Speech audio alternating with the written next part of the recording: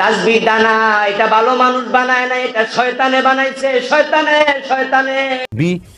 গতানুগতিক যে মালা পাওয়া যায় দানার, এটা ব্যবহার করে তাসবিহ পড়াকে বিদআত বলা হয়।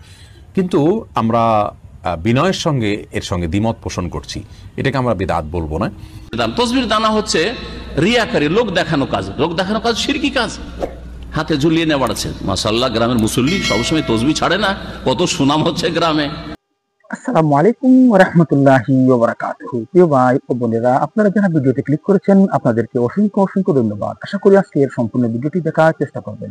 বিষয়টি অতি গুরুত্বপূর্ণ এবং সকলের জানা একান্ত প্রয়োজন। আমরা প্রায় দেখে থাকি যে আমাদের মুরব্বীগণ বা মহিলাগণ অনেক সময় তসবিহ দানা হাতে নিয়ে তসবিহ আদায় করে থাকেন। সেই তসবিহ আদায় করাকে এখন বর্তমান সমাজের কিছু আহলে হাদিসের আলিমগণ তারা কি বলতেছে, এটা নাজায়েজ, বেদাত, হারাম বলতেছেন এবং ইহাকে রিয়াকারী, অহংকারী, এরকমের কিছু অহংকার মনের ভিতরে আসে, এরকমের কিছু হাদিস তারা, এরকমের কিছু কথা তারা উল্লেখ করতেছেন। আসলে কি তসবিহ দানা দিয়ে তসবিহ আদায় করা কি বেদাত না বেদাত না, এই বিষয়ের উপর আজকে আমরা আলোচনা শুনবো 6 জন উলামায়ে কেরামের মুখ থেকে। এতে উল্লেখযোগ্য হলেন শেখ মতিউর রহমান মাদানী সাহেব, শেখ আব্দুল কাইয়ুম সাহেব, মিজানুর রহমান আজহারি সাহেব, শেখ আহমদুল্লাহ সাহেব এবং নাসির উদ্দিন চাঁদপুরি সাহেব। আসুন প্রথমে আমরা জানার চেষ্টা করি যে এই তসবিহ দানা দিয়ে তসবিহ আদায় করা বেদাত, গুনাহের কাজ নাকি নবী করিম সাল্লাল্লাহু আলাইহি সাল্লাম এর তসবিহ আদায় করাকে মানা করেছেন কিনা, এ বিষয়ে আমরা প্রথমে আলোচনা শুনবো শেখ মতিউর রহমান মাদানী সাহেবের মুখ থেকে। আসুন আমরা মতিউর রহমান মাদানী সাহেবের মুখ থেকে বিষয়টা একটু জানার এবং বুঝার চেষ্টা করি। সুন্নতি তরিকা হচ্ছে যে আঙ্গুলের জোড়গুলো দিয়ে তসবিহ করবেন। হ্যাঁ, ফাইন্নাহুন্না মুস্তানতিকাতুন মাসউলাতুন। নবী সাল্লাল্লাহু আলাইহি বলেছেন যে তোমরা কি করো, ইকিদনা বিল আনামিলে, তোমরা আঙ্গুলের জোড়গুলি দিয়ে তসবিহ করো, তোমরা তসবিহ গণো। কারণ এই আঙ্গুলের জোড়গুলিকে জিজ্ঞেস করা হবে, গ্রন্থিগুলিকে জিজ্ঞেস করা হবে এবং সেগুলিকে বলতে বলা হবে যে বলো এই লোক কি করেছে, হ্যাঁ হাত দ্বারা কি করেছে, তোমাদের এই অঙ্গগুলি দিয়ে কি করেছে, সাক্ষী হবে, আপনার সমর্থনে সাক্ষী হবে যদি তসবিহ করে থাকেন। তাহলে এই হচ্ছে হাদিস, তার সুন্নতি তরিকা এইটাই। বাকি এই তসবিহর দানা নিয়ে তসবিহ করা, এটা একদল বলছেন যে যেহেতু নবী সাল্লাল্লাহু আলাইহি ওয়াসাল্লাম সাহাবারা করেননি সুতরাং বিদআত, আর বিদআত বললে তো একটু কষ্ট লাগে, সেই জন্য এটাকে হালকা করে বলছে সুন্নতের খেলাফ। কথা একই, এদিক থেকে কান ধরেন আর না হলে এই দিক থেকে কান ধরেন, কথা তো একই। বিদআত না বলে সুন্নতের খেলাফ বললাম, অসুবিধা আছে? সুন্নতের খেলাফ কাজ করবেন, সুন্নতের অনুকূলে কাজ করবেন, সুন্নতের মুআফিক কাজ করবেন, সুন্নত অনুসারে কাজ করবেন, সুন্নতের খেলাফ কাজ করবেন। যারা এই তসবিহ করে তারা অনেকে অজুহাত বয়ান করে যে এতগুলি তো গয়নে রাখতে পারবো না, গণার কোনো প্রয়োজন নেই, 33 33 33 বা 33 33 34 এইগুলো শুধু গণার আছে, এতটা গণা খুব সহজ। আর বাকি যেগুলো 100 বার আমি গণতে চাই, 1000 বার গণতে চাই, আপনার গণার দরকার নেই, গণার জন্য ফেরেশতা লেগেই আছে এখানে, বুঝা গেছে না? সুতরাং এই গণার কোনো প্রয়োজন নেই, এই অজুহাত দিয়ে তসবিহ ব্যবহার করা যাবে না। আমি শুধু একটি ক্ষেত্রে বলি, আর আগের যুগের দাদি নানিরা ছিল, এখন না, তারা 10-এর বেশি গণতে জানতো না, 33ই বলতে পারবে না। এত এইরকম যদি আজকাল কেউ থাকে যে 33 গণতে জানে না 1-2 করে, তো তার জন্য দানা জায়েজ হইতে পারে যে এই কাঠি থেকে এই কাঠি পর্যন্ত 33 হয়ে গেল, ও এর বেশি কিছু বুঝে না। এখন এরকম আছে নাকি কেউ? থাকলে জায়েজ হইতে পারে, তার জন্য অসুবিধা নেই, মাজুর সে।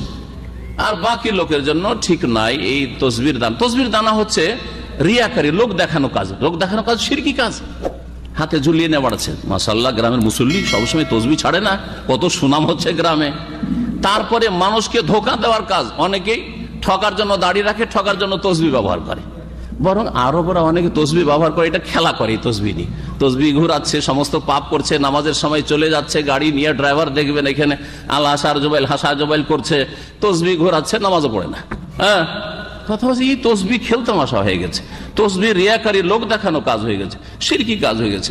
যার ফলে এই তসবিহ ব্যবহার করবে না। তসবিহ কোনো সৎ মানুষ ব্যবহার করে না, অসৎ লোকেরই ব্যবহার করছে আজকাল বেশি। সুতরাং এই তসবিহ থেকে। প্রিয় বন্ধুগণ, এ ছিল শেখ মতিউর রহমান মাদানী সাহেবের বয়ান এবং উনার বক্তব্য এবং উনার দলিল। উনি বলতেছেন যে এরকমের তসবিহ দানা দিয়ে তসবিহ আদায় করা এটা অহংকারী এবং এটা সুন্নতের খেলাফ, এটা বেদাত। এরকমের তসবিহ আদায় নবী করিম সাল্লাল্লাহু আলাইহি সাল্লাম করেন নাই, সাহাবাগণও করেন নাই, এরকম উনি বলতেছেন। আসুন এই শেখ মতিউর রহমান মাদানী সাহেব যে তসবিহ দানা দিয়ে তসবিহ আদায় করাকে বেদাত বলতেছেন, রিয়াকারী বা অহংকারী বলতেছেন, হ্যাঁ, আরবের লোকেরা কি তসবিহ হাতে নিয়ে এরকমের ঘুরিয়ে থাকে এবং খেলা করে থাকে, এই রকমের অনেক বক্তব্য বা অনেক কথা উনি বলেছেন। আসুন শেখ মতিউর রহমান মাদানী সাহেবের এই বক্তব্যটা কতটুকু সঠিক তা আমরা আজকে পরীক্ষা নিরীক্ষা করার চেষ্টা করব আরো 4 জন উলামায়ে কেরামের মুখ থেকে। প্রথমে আমরা শুনে নেই শেখ আব্দুল কাইয়ুম সাহেবের মুখ থেকে, যে সত্যিকারের এই তাসবিহ আদায় করা কি বিদআত, কোন সাহাবাগণ কি এরকম তাসবিহ আদায় করেন নাই। আসুন আমরা ওনার মুখ থেকে বিষয়টা জানার চেষ্টা করি। হাতে গনার জন্য মালার মতো যে তাসবির বিট গুলো আছে, দানাগুলো আছে, এগুলো দিয়ে যে বানানো, এইটা পড়া যাবে না, এইটা বিদআত, এরকম কথার কোনো সুস্পষ্ট দলিল নাই। এইটা বলতে পারে একজন যে রাসূলুল্লাহ সাল্লাল্লাহু আলাইহি ওয়াসাল্লাম এটা পড়েন নাই, তিনি হাতের আঙ্গুল ব্যবহার করেছেন, ওইটা উত্তম, ওইটা আমি ব্যবহার করব, এই ঠিক আছে। কিন্তু কেউ যদি তাসবিহ গনে তাহলে এটা জায়েজ নয় বা বিদআত, এই কথা বললে সীমা লঙ্ঘন হবে, বাড়াবাড়ি হবে। কারণ রাসূলুল্লাহ সাল্লাল্লাহু আলাইহি ওয়াসাল্লাম জুয়াইরিয়া রাদিয়াল্লাহু আনহার কাছে চলে গিয়েছিলেন, তিনি অনেকক্ষণ বসে বসে এই সিমের বিচির মতো, উরির বিচির মতো এগুলো গনে গনে লা ইলাহা ইল্লাল্লাহ ওয়াহদাহু লা শারীকা লাহু 100 বার পড়তেছিলেন। তো এগুলো তিনি দেখেছেন, কি করছে, এতক্ষণ পড়েছি। তিনি বলছেন, তুমি এতক্ষণ সময় লাগাছে, এতবার পড়েছ, আমি 2 রাকাত পড়ছি নামাজ, তোমার এতক্ষণ পড়ার থেকে অনেক বেশি সওয়াব পেয়ে যাবো আল্লাহ তাআলার কাছে। তো এতে বোঝা গেল যে ওইটা নিষেধ করেননি তিনি দেখেছেন, তিনি বলেন এইগুলো গনছে কেন, গনা তো বেদাত, এটা তিনি বলেননি। এই কথা, এই হাদিসটির দলিল তাসবিহ জাতীয় কোনো কিছু হাতে নিয়ে গনা যাদের গনতে সুবিধা মনে করেন যায়। তো বন্ধুগণ, আমরা এখানে দেখলাম শেখ আব্দুল কাইয়ুম সাহেবের বক্তব্য। উনি বলতেছেন এরকমই বিদআত বলা ঠিক নয়, ইহা সীমা লঙ্ঘন করা ছাড়া আর কিছু নাই। কোন জিনিসকে বিদআত করতে হলে তা হাদিস এবং দলিল দ্বারা প্রমাণ করতে হবে যে এটা বিদআত, কিন্তু এখানে এটা বিদআত হওয়ার কোনো দলিল বা কোনো হাদিস এখানে উল্লেখ করেন নাই। গতিকে এরকমের বিদআত বলাকে সীমালঙ্ঘন করা বলা যেতে পারে। এবং যেহেতু মানুষ তসবিহ দানা দিয়ে তসবিহ আদায় করতেছে, সে এই তসবিহকে ইবাদত মনে করতেছে না, সওয়াবের কাজ মনে করতেছে না, সে শুধু হিসাব রাখার জন্য এই তসবিহ বা তসবিহ দানাকে ব্যবহার করতেছে। গতিকে ইহাকে বিদআত বলা কখনো জায়েজ নয়। এবং তবে উনি বলতেছেন যে নামাজের পরে আমরা যে আঙ্গুলের যে দাগ রয়েছে, সেই দাগকে আমরা তসবিহ হিসাবে ব্যবহার করলে ভালো। সেটা হাসরের ময়দানে এই আঙ্গুলের দাগগুলা বা আঙ্গুলগুলা আল্লাহ রাব্বুল আলামিনের কাছে সাক্ষী প্রদান করবে। বন্ধুগণ, আসুন আমরা এ বিষয়ের উপর আমরা আরেকজন মওলানা শেখের মুখ থেকে আমরা শোনার চেষ্টা করব। উনি হলেন ডক্টর মিজানুর রহমান আজহারি সাহেব। আসুন ডক্টর মিজানুর রহমান আজহারি সাহেব কি বলতেছেন, উনার বক্তব্য একটু শুনে আসি। আব্দুল্লাহ ইবনে আমর ইবনে আস বর্ণনা করেন, বিশ্বনবী যখন জিকির গুলো করতেন, আমি বিশ্বনবীকে দেখেছি বিশ্বনবীর আঙ্গুলের কড়াই জিকির গুনতেন। সুবহানাল্লাহ পড়েন। দেখতেছেন আমার হাত দেখা যায়। রাআইতুন নাবিয়্যা, আব্দুল্লাহ ইবনে আমর ইবনে আস-এর বর্ণনা, রাআইতুন নাবিয়্যা ইয়াকিদু তাসবিহা বিয়ামিনিহি, আমি বিশ্বনবীকে ডান হাতের গিড়ার ভেতরে তাসবিহ গুনতে শুনেছি, তাসবিহ গুনতে দেখেছি। সুবহানাল্লাহ পড়েন। এখন আমরা লম্বা তাসবিহ ধরে নেই না, এটা জায়েজ, কিন্তু শ্রেষ্ঠ হচ্ছে হাতের গিড়ায় গণা। এই প্রতিটা গিড়া in the day of judgement আপনার পক্ষে সাক্ষী দিবে। মনে থাকবে কিভাবে গুনবেন? বা হাতে না ডান হাতে? ডান হাত উঁচু করেন সবাই, এইভাবে। নামাজ শেষ, আল্লাহু আকবার পড়ে 3 বার ইস্তেগফার পড়ে গণা শুরু, এইভাবে সুবহানাল্লাহ, ঠিক আছে? এরপর আলহামদুলিল্লাহ, এরপর আল্লাহু আকবার। সবাই রাজি তো? সবাই রাজি? আল্লাহ তুমি কবুল করো। বন্ধুগণ, আমরা এতক্ষণ শুনলাম শেখ মিজানুর রহমান আজহারি সাহেবের বক্তব্য। উনি বলতেছেন এটা বিদআত নয়, এরকম তসবিহ দানা দিয়ে তসবিহ আদায় করলে কোনো বিদআত হবে না। এবং উনি এটাও বলেছেন যে নবী করিম সাল্লাল্লাহু আলাইহি সাল্লাম বেশিরভাগ আঙ্গুলের মধ্যে তসবিহ গণনা করেছেন, গতিকে সেটাই উত্তম। আসুন বন্ধুগণ, এবার আমরা শেখ আহমদুল্লাহ সাহেবের মুখ থেকে বিষয়টা একটু জানার চেষ্টা করি। মতিউর রহমান মাদানী সাহেব যে বলেছেন যে তসবিহ দানা দিয়ে তসবিহ আদায় করা বিদআত, সত্যিকারের কিনা? আসুন আমরা শেখ আহমদুল্লাহ সাহেবের মুখ থেকে বিষয়টা শুনি। আপনি জানতে চেয়েছেন তাসবিহ দিয়ে জিকির করা কি বিদআত? ভাই আরিফিন, এটা অনেক বন্ধুরা আমাদের বলে থাকেন, তাসবিহ গতানুগতিক যে মালা পাওয়া যায় দানার, এটা ব্যবহার করে তাসবিহ পড়াকে বিদআত বলা হয়। কিন্তু আমরা বিনয়ের সঙ্গে এর সঙ্গে দ্বিমত পোষণ করছি। এটাকে আমরা বিদআত বলবো না। কারণ হলো বিদআত বলা হয় কোনো কিছুকে যখন ইসলামের কাজ মনে করে বা সওয়াবের কাজ মনে করে বা সুন্নাহ মনে করে ইসলামের কোনো নির্দেশ মনে করে করা হয়, অথচ সেটা সেরকম না, এটাকে বিদআত বলা হয়। যেটাকে ফার্সি ভাষায় মুফতি ফয়জুল্লাহ রহমাহুল্লাহ নামে একজন বড় মনীষী ছিলেন চট্টগ্রামে, বেদাহাতের বিরুদ্ধে বড় সোচ্চার একজন মনীষী ছিলেন। তিনি তার একটি কিতাবে, ফার্সিতে লেখা রচিত অনেক আগের একটা কিতাবে তিনি লিখেছেন, একটা ছন্দের মাধ্যমে বেদাতের পরিচয় দিন চমৎকারভাবে। তিনি বলেছেন, গায়রে দীরা দি সুমুরদান বেদাত, অর্থাৎ যেটা দিন না সেটাকে দিন মনে করা, এটা বেদাত। এখন আসুন, তাসবিহ গণনা করা, এটাকে আলাদা কেউ দিন মনে করে? আমাদের দেশে যারা তাসবিহ ব্যবহার করেন, তাসবিহ দানাতে মানে মালাতে তাসবিহ আপনার পড়ে থাকেন গনে গনে, এই মালা গুনলে সওয়াব হবে বেশি, এরকম কেউ মনে করে? অথবা মালাতেই গুনতে হবে, অন্য কিছু গুনতে পারবে না, এরকম কেউ মনে করে? বা মালাতে গুনলে বিশেষ কোনো ফজিলত আছে, এরকম কেউ মনে করে? এরকম কেউ আমার দৃষ্টিতে, আমার জানামতে কেউ মনে করে না। তাহলে এটাকে সে দিন বানাই নাই, তাহলে আপনি এটাকে কিভাবে দাঁত বলছেন? হ্যাঁ, আমরা এটা অবশ্যই বলবো, এই মালা ব্যবহার করার চাইতে হাতের কর ব্যবহার করা সুন্নাত সম্মত, এটা উত্তম। বরঞ্চ আমরা মালার ব্যবহারকে সুন্নার খেলাফ বলতে পারি।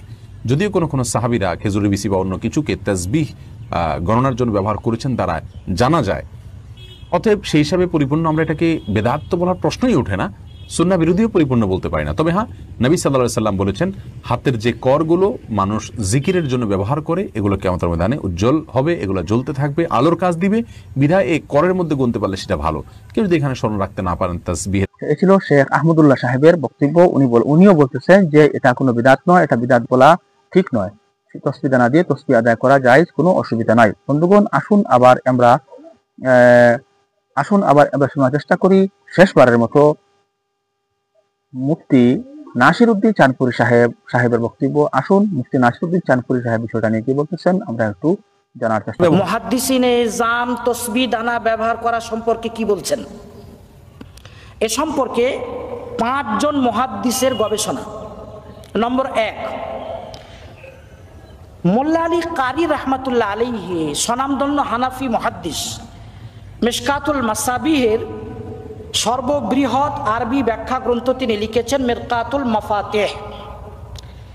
এটা খণ্ড নম্বর 5, পৃষ্ঠা নম্বর 287, মিশকাত শরীফের 2316 নম্বর হাদিসের ব্যাখ্যা করতে গিয়ে তিনি লিখছেন, ওয়াকাদ কানা লি আবি হুরায়রাতা খাইতুন ফিহি উকাদুন কাসীরা ইউসাব্বিহু বিহা।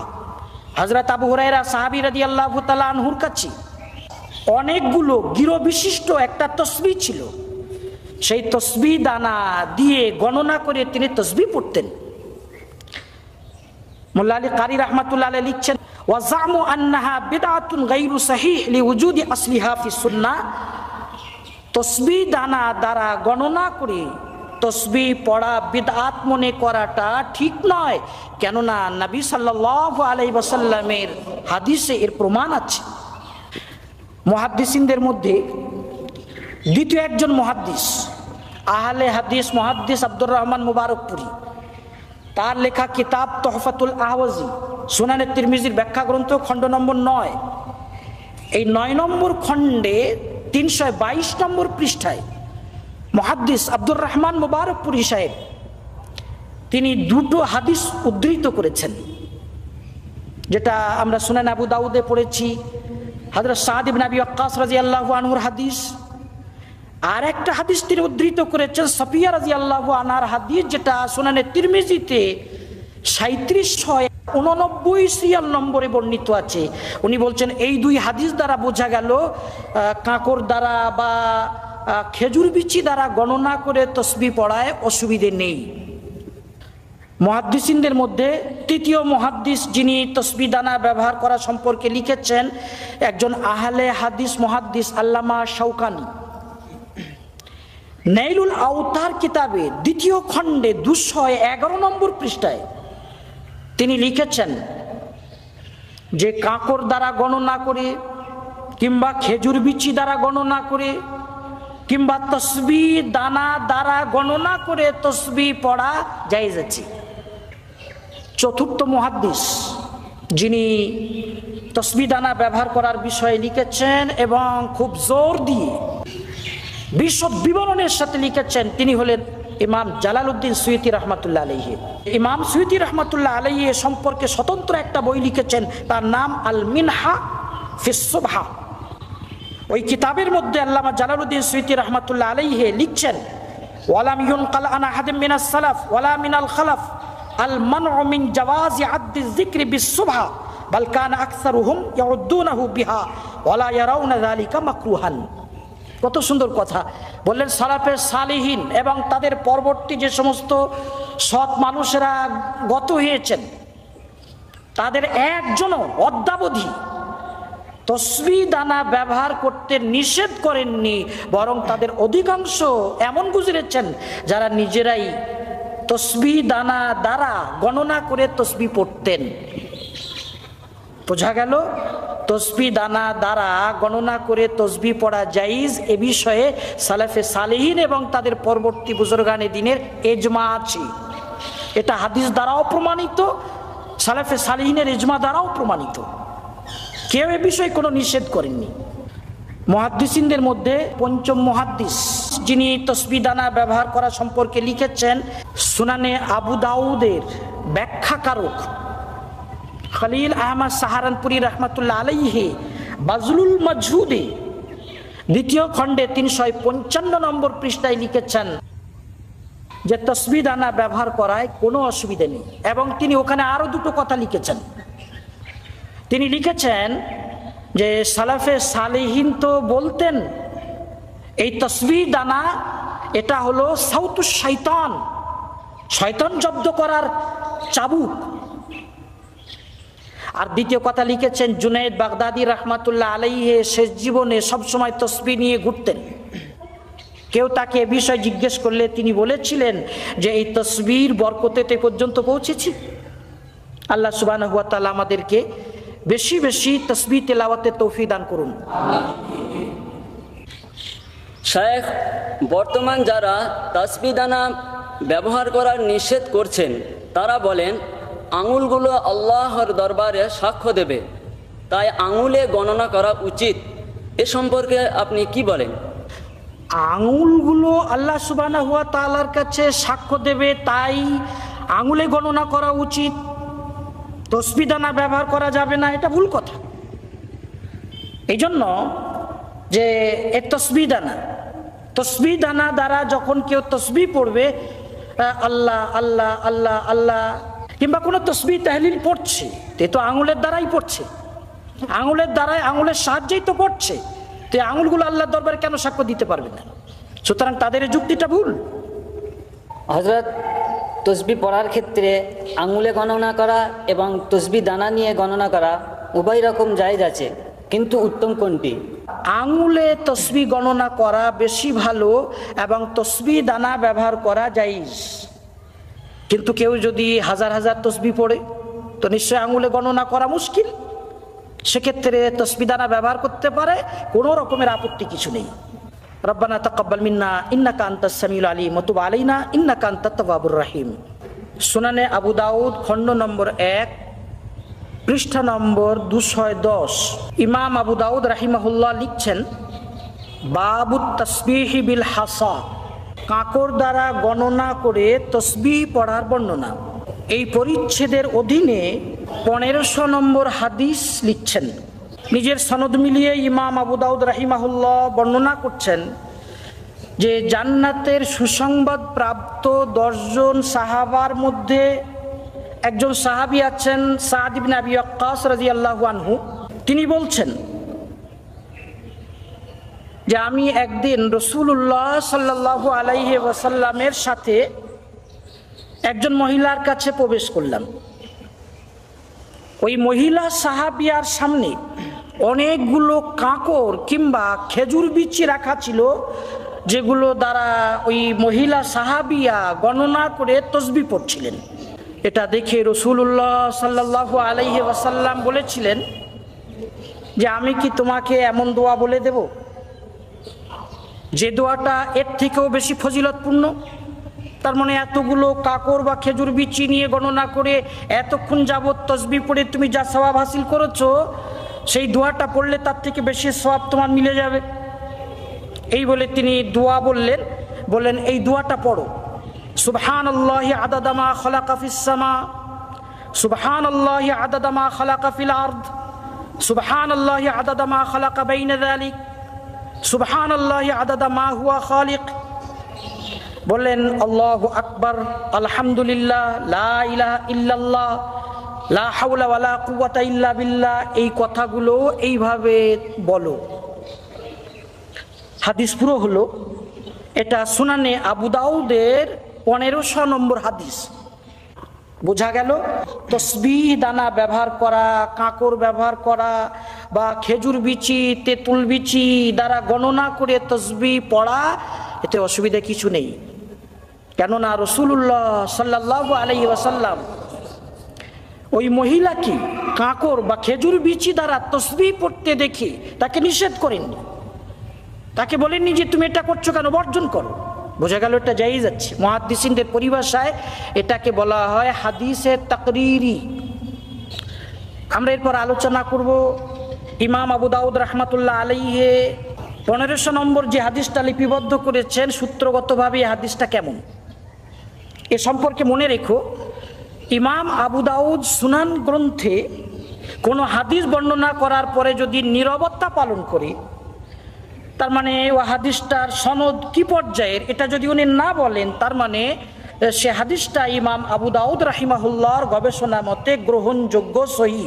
বন্ধুগণ, আমরা এখানে দেখলাম শেখ নাসিরউদ্দিন চাঁদপুরি সাহেবের বক্তব্য। উনি কিরকম বিভিন্ন গ্রন্থ থেকে, বিভিন্ন হাদিসের কিতাব থেকে উনি দলিল উপস্থাপন করেছেন। এর মধ্যে উল্লেখযোগ্য হলো বিরকাতুল মাফাতিহ গ্রন্থ থেকে উনি কয়েকটি হাদিস উল্লেখ করেছেন এবং বলেছেন যে এরকমের তসবিহ দানা দিয়ে তসবিহ গণনা করার কোনো অসুবিধা নাই, জায়েজ রয়েছে। তারপরেও উনি আহলে হাদিসের একজন শেখ আব্দুর রহমান মুবারকপুরীর লিখিত একটি গ্রন্থ থেকে উনি দলিল উপস্থাপন করেছেন এবং বলেছেন যে আব্দুর রহমান মুবারকপুরীও বিষয়টাকে সমর্থন করেছেন এবং জায়েজ বলেছেন। এছাড়াও আমরা দেখলাম শেখ আব্দুল কাইয়ুম সাহেব এবং নাসিরউদ্দিন চাঁদপুরি সাহেব একই হাদিস উল্লেখ করেছেন যে নবী করিম সাল্লাল্লাহু আলাইহি সাল্লাম এক সাহাবাকে তেঁতুলের বিচি বা শিমের বিচি বা কোনো কিছু দ্বারা উনি তসবিহ গণনা করতেছিলেন, তখন কিন্তু নবী করিম সাল্লাল্লাহু আলাইহি সাল্লাম উনাকে বাধা দেন নাই। বন্ধুগণ, আমাদের সমাজে একটি এখন প্রথা আরম্ভ হয়েছে যে প্রত্যেকটা জিনিসের মধ্যে আমরা বেদাত করতে থাকি এবং প্রত্যেকটা বেদাতকে আমরা শরীয়তে বেদাত খুঁজতে থাকি এবং বেদাত বানিয়ে থাকি। এরকমের যে সমাজের মধ্যে যে বেদাত প্রত্যেকটা জিনিসের মধ্যে বেদাত খালি খুঁজতে থাকি, তাহলে আমাদের যে মুসলিম সমাজের মধ্যে আমাদের যে ইসলাম ধর্মাবলম্বী মানুষ যারা রয়েছে তাদের মধ্যে একটি বিভ্রান্তি সৃষ্টি হইতেছে যে আমরা যে আমলগুলা করতেছি, আমরা যে ইবাদত করতেছি, সে সমস্ত ইবাদতগুলো আমাদের বিনষ্ট হইতেছে এবং আমরা আমাদের আগেরকার উলামায়ে কেরাম বা আগেরকার ইমামগণ যে মাসলাম আমাদেরকে শিক্ষা দিয়ে গেছেন, সেগুলা সম্পূর্ণ ভুল শিক্ষা দিয়েছেন। এরকম যদি আমাদের আকীদা বিশ্বাস যদি আমাদের মধ্যে আসে, তাহলে আমাদের ঈমান নষ্ট হয়ে যাবে এবং আমাদের মুসলিম সমাজের যুবক সমাজ বা সাধারণ শিক্ষিত মানুষ বেশিরভাগ ক্ষতিগ্রস্ত হবে। তাই আমি এই আহলে হাদিসের শেখগণদেরকে আমি অনুরোধ করতেছি, আপনাদের এই যে বেদাত খোঁজার যে প্রবণতা, এটা যখন থেকে ইন্টারনেট অ্যাভেলেবল হয়েছে পৃথিবীতে, তখন থেকে আপনাদের এই যে বেদাত খোঁজার কথাটাও সমাজের মধ্যে ছড়িয়ে ছিটিয়ে পড়েছে এবং খুব সুন্দর পোশাক পরে পাগড়ি পরে এসে আপনারা যেরকম বয়ান মনে করে দেন এবং মানুষ যখন দেখে বাপরে বাপ এত বড় একজন শেখ বলতেছেন, তাহলে নিশ্চয়ই ওই হাদিসটা তো ঠিক হবে, কিন্তু আপনাদের মানুষকে বিভ্রান্তি করতেছেন, গুমরাহ করতেছেন, তা কিন্তু আপনারা মুসলিম এবং ইসলামেরই আপনারা ক্ষতি করতেছেন। বন্ধুগণ, এই ভিডিওটা দেখে আপনার মন্তব্য কি তা ভিডিও কমেন্টে অবশ্যই জানানোর চেষ্টা করবেন এবং তসবিহ জানা দিয়ে তসবিহ গণনা করা শেখ মতিউর রহমান মাদানী সাহেব যেরকম বলেছেন বেদাত কিনা তাও কমেন্টে উল্লেখ করার চেষ্টা করবেন এবং চ্যানেলে যদি নতুন এসে থাকেন অনুগ্রহ করে চ্যানেলটাকে সাবস্ক্রাইব করে আপনারা সঙ্গে থাকবেন, যাতে আর সুন্দর সুন্দর ভিডিও আপনাদের সম্মুখে উপস্থাপন করতে পারি। আসসালামু আলাইকুম ওয়া রাহমাতুল্লাহি ওয়া বারাকাতুহু।